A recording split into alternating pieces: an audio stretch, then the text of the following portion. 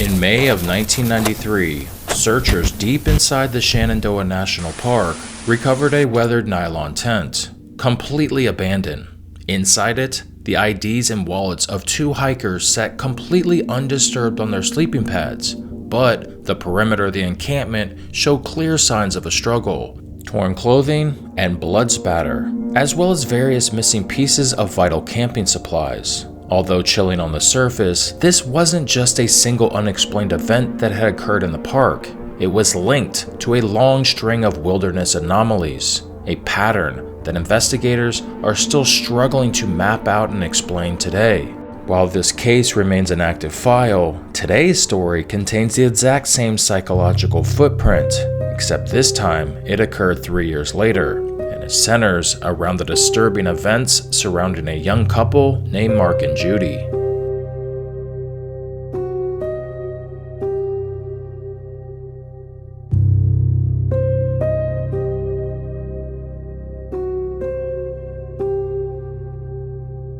To understand how a young couple could vanish without a trace, we have to understand the geography of where they were trapped. Shenandoah National Park is a massive tract of land in Virginia, sitting along a rugged mountain spine called the Blue Ridge Mountains.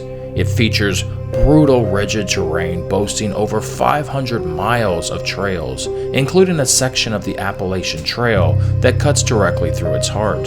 The Blue Ridge mountain range actually gets its name from a unique natural phenomenon. During the evening hours, a distinct bluish haze and fog mysteriously rises up out of the valley. While it looks unusual, it makes the park look incredibly beautiful, and it attracts hundreds of thousands of people every single year.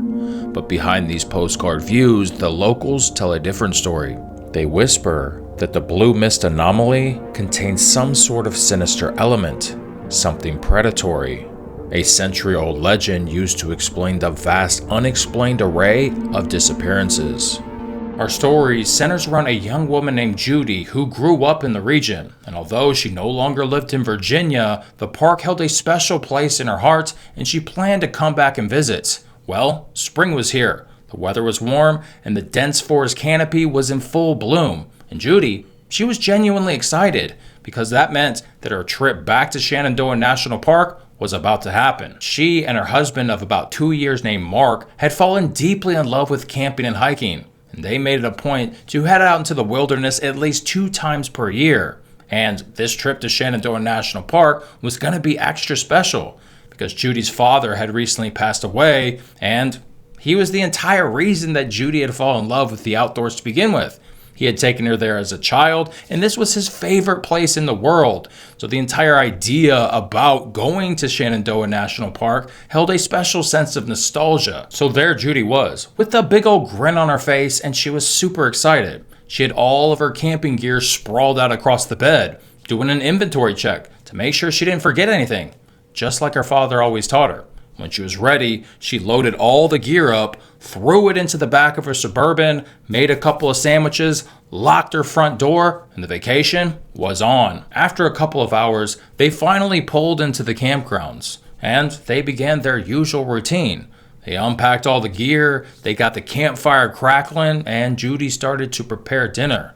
But she couldn't help but to realize how weird it was that when they were pulling in the campgrounds, it was completely deserted. There was nobody there, not a soul. Now it's particularly weird for this campsite because it was incredibly popular. So it was strange. But still, there they were, sitting around the campfire on raw log stumps, just eating their dinner. They were sitting in complete silence, just enjoying the solitude of nature and the sounds of the woods as the sun began to dip down below the horizon. But as the fire began to die down into glowing embers, a chilling sound cut through the crisp mountain air. It was faint, almost completely swallowed up by the wind. It sounded completely like a distant cry, like someone was calling out for help from deep within the woods. Judy paused with her fork hovering above her plate. She turned to Mark and asked him, "Did you hear that sound?" He stopped, listened, and shrugged. He said, "It's probably just an animal." But then, echoing out of the hollows, they heard the sound a second time. This time, it was distinct and clear. It was actually a woman's voice, and she was definitely calling out for help. So they stood there in dead silence, listening and waiting and actually hoping for them not to continue to hear the sounds. But the woods went quiet. So they eventually dismissed the sound like it never happened. They crawled into their sleeping bags, blissfully unaware of the pure terror that they were about to experience. Despite the unsettling noises from the night before, the night actually passed without incident. So when they woke up, the sun was bright and they fully intended to take full advantage of the trails. So they tidied up their campsites, packed a couple of supplies, strapped on their boots, and they headed out. The trail was just as breathtaking as Judy remembered. Massive gray boulders that jutted out of the forest floor. They were surrounded by towering trees, blooming with fresh spring colors. It was actually kind of perfect. The trail was challenging but manageable. It took them on a winding loop, past rushing mountain rivers and a pristine and quiet lake. It's actually just the escape that they were looking for. But as the afternoon bled into evening, the story took a chilling turn. By the time they returned to camp, their legs were completely spent, exhausted, and starving. Judy's husband quickly went to work splitting the logs to start the fire, and as the flames grew, casting that warm light over the site, the situation couldn't have been more perfect. They had a flawless view of the miniature mountain valley just as the sun began to fade. Judy went to work seasoning a couple of juicy steaks, watching the sky shift into that signature blue hue that the region was famous for. And that's when the silence was shattered. It began as a sound in any normal context would seem pretty innocent.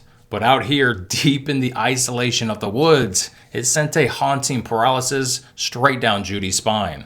Through the trees came the faint and distant voice of a little girl, crying out for help. Judy froze, her ears perked up as she began to listen. She looked across the fire at Mark, and his face told her everything that she needed to know. Her immediate instinct was to rationalize it, believing that there's probably another family camping nearby. But the logical truth kept forcing its way to the surface. The campgrounds were completely deserted. They were miles away from the road, and they were deep within the woods, isolated, alone, in the dark. The voice cried out again. It was echoing closer now, louder and sharper, echoing out of the dense, tangled brush of the woods. It sounded like a lost child, wandering alone in the pitch black, weeping and desperate. For a moment, they just stood there in the flickering firelight, hypnotized by the sound, ears perked, trying to detect its direction and distance. Judy suddenly noticed that the woods were dead silent. The evening birds that had been chirping just moments before had completely cut off now. Judy's maternal instincts instantly went into overdrive. If this was a child out there, freezing and lost, they had to go rescue her. But Mark was feeling exactly the opposite. A suffocating dread was beginning to take hold of him. Every survival instinct in his body was screaming that something about this situation was deeply wrong, making the hair on the back of his neck stand straight up. But not wanting to seem paranoid and terrified of the alternative that a real little girl might die out there, Mark reluctantly agreed to help Judy go find her. They slipped on their coats, grabbed their heaviest flashlights, and cautiously stepped off of the safety of the clearing directly into the unmapped brush. They pressed deeper into the blackness, guided by nothing but their flashlights and the fading glow of the campfire behind them. Judy kept calling out into the dark, trying to reassure the child. "It's okay, sweetie. We're coming. Where are you?" The voice seemed to respond directly to them, but they weren't making any physical progress.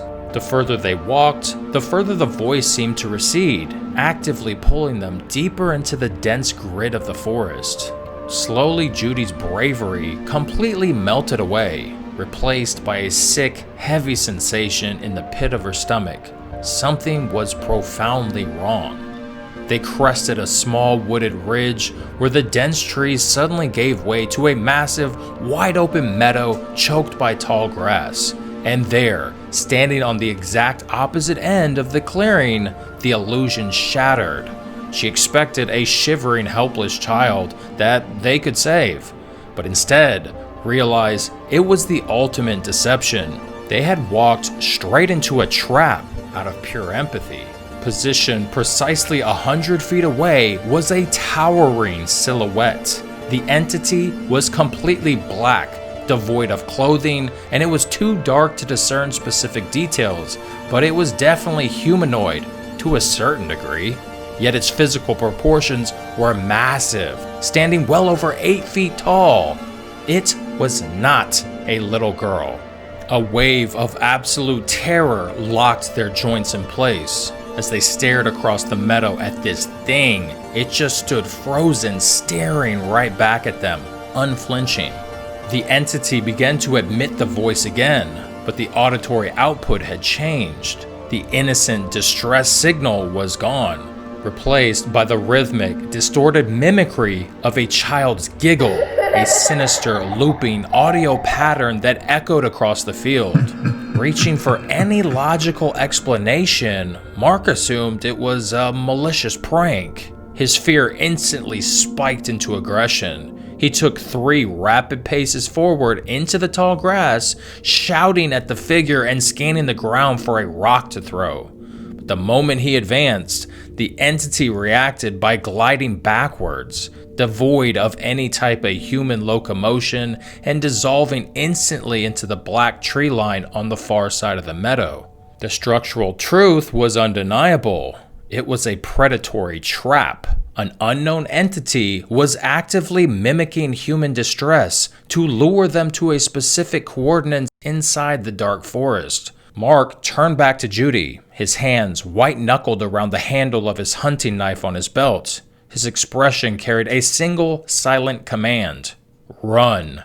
They backed slowly out of the meadow and into their side of the tree line, turned and broke out into a full-on sprint. The woods were completely dark now, and their flashlights were bouncing wildly on the trees as they ran. Behind them, crashing through the brush, the child's voice kept pace, following them in the dark. They burst back into the campsite. Lungs were burning and hearts hammering against their ribs. The steaks on the grill were completely charred. The fire had dwindled down low into dying sparks.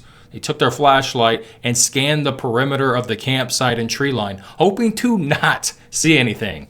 And they didn't see anything, but that swallowing fear and that feeling that they were being watched was completely overwhelming. Judy looked at the thin nylon entrance to the tent and thought, there is absolutely no way that I'm sleeping in this fabric enclosure when there's this giant apex predator roaming around the area. And she demanded that they leave immediately. And Mark, scanning the campsite, looking at these thousands of dollars in camping gear that he just bought, knew that they couldn't safely put that back into their vehicle in the pitch black. So instead, he convinced her, why don't we take shelter inside of the Suburban? They grabbed their sleeping bags and locked themselves inside of the heavy-duty steel chassis of the truck. And they checked to make sure that the doors were locked like 5 separate times. They took their sleeping bags and anything that they could find and put them against the windows to obstruct the view of anything from the outside looking in, clutching their flashlights, their knives for weapons. It was a pretty restless night.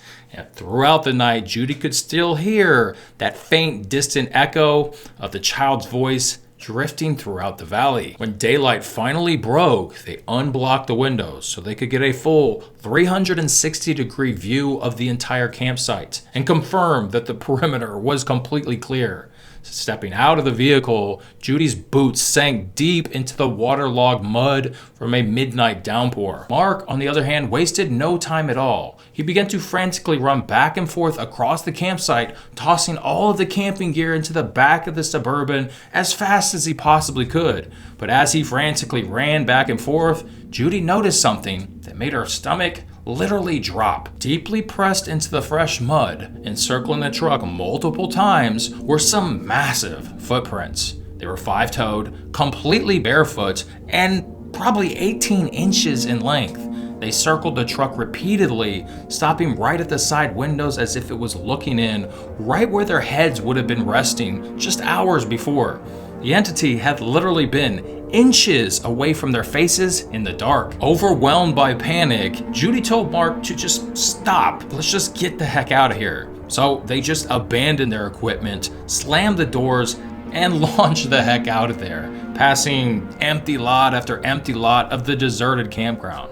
Now Judy, she never ended up telling Mark about the footprints because she just couldn't bring herself to do it.